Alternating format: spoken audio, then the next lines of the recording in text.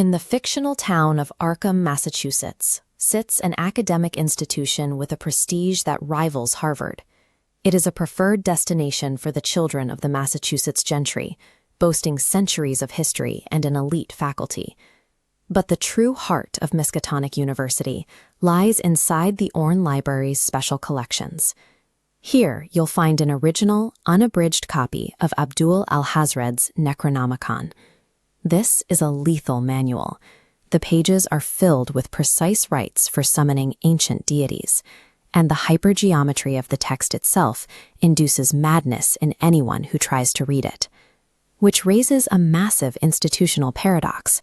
Why would a prestigious university meticulously preserve and catalog literature guaranteed to cause cosmic destruction, rather than throwing it in an incinerator? This tension defines the university's daily existence. Every academic breakthrough in these halls brings the faculty one page closer to a total psychological collapse. To understand why they keep these books, we travel back to 1693 in Arkham, immediately following the horrific events of the nearby Salem witch trials. An immortal figure named Ward Phillips began quietly acquiring a collection of 127 rare occult books. Phillips did not gather these texts to practice dark magic. He acquired them to meticulously study the mechanics of the occult so he could engineer ways to counter it. Phillips established the Orne Library as a tactical stockpile, an arsenal designed to safeguard the knowledge needed to win a silent cosmic war. Over the next 3 centuries, Phillips' original 127 defensive texts blossomed into the deadliest collection on Earth, acquiring apocalyptic works like the Fragmentary Book of Eibon and the Unaussprechlichen Kulten. Gaining access to this vault requires navigating a rigorous bureaucracy.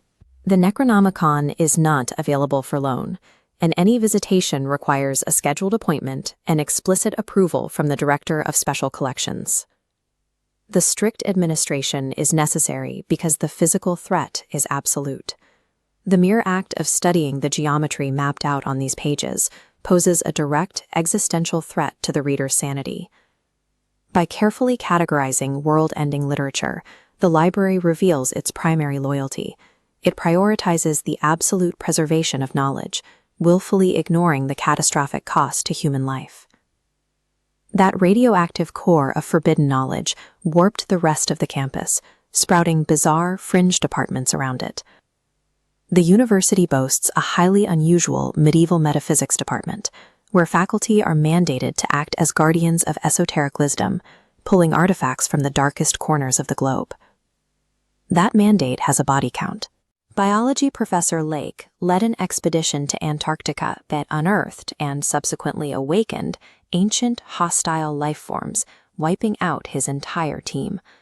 Meanwhile, in the medical school, a student named Herbert West used the campus's environment to conduct profoundly unethical and disastrous human reanimation experiments.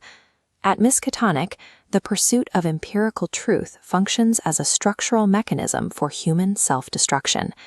Yet this lethal curriculum eventually fulfilled Ward Phillips' original 1693 vision of active defense. In the 1920s, the role of guarding the arsenal fell to head librarian Dr. Henry Armitage. When an invisible cosmic entity began ravaging the nearby town of Dunwich, Armitage didn't flee. He walked into the restricted section to study lethal texts. He extracted the exact incantations required and weaponized them to vanquish the invading monster. In that moment of apocalyptic crisis, the Orne Library functioned exactly as Phillips intended. It proved that to defeat cosmic madness, you must first learn how to wield it. The philosophical toll of this awareness is permanently stamped into the university's official motto, Ex ignorantia ad sapientiam, ex luce ad tenebras. It translates to, out of ignorance into wisdom, out of light into darkness. Here, the light represents the comforting, safe illusion of conventional reality. The darkness is the actual, terrifying truth of the universe.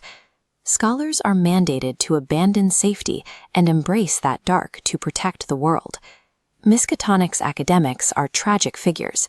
They must risk their own minds, knowing human survival depends on preserving the exact knowledge that could destroy it. The real-world architect of this paradox was the author H.P. Lovecraft.